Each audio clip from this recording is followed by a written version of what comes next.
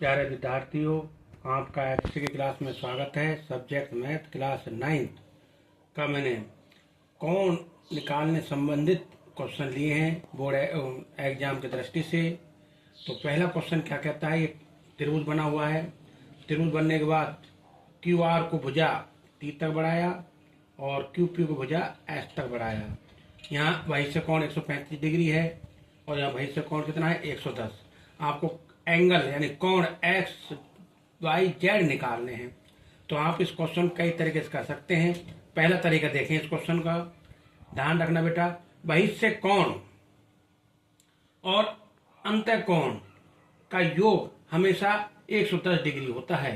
तो मैंने क्या किया, 110 डिग्री प्लस जेड बराबर 180 डिग्री। ये रेखीय कोण युग्म है बेटा। क्या है ये? रेखीय कोण युग्म। एक की रेखा पर बने कोणों का योग 180 डिग्री होता है। जेड निकाला 180 माइनस 110, तो जेड बराबर क्या आ गया 70 डिग्री। तो जेड एंगल आ गया यहाँ पे 70 डिग्री। सेम ऐसे ही angle 135 degree plus x degree बराबर 180 डिग्री।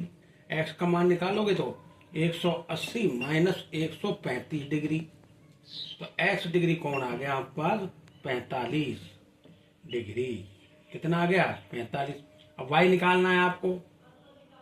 इसे दो तरीके से निकाल सकते हो, लेकिन हमें पता है कि त्रिभुज के तीनों अंत्य कोणों का योग 180 होता है।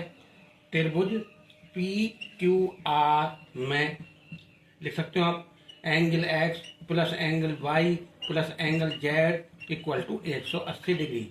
एंगल एक्स है आपके पास 45 डिग्री प्लस एंगल जेड है आपके पास 45, एंगल जेड 70 डिग्री, 40 का 70 डिग्री बराबर 180।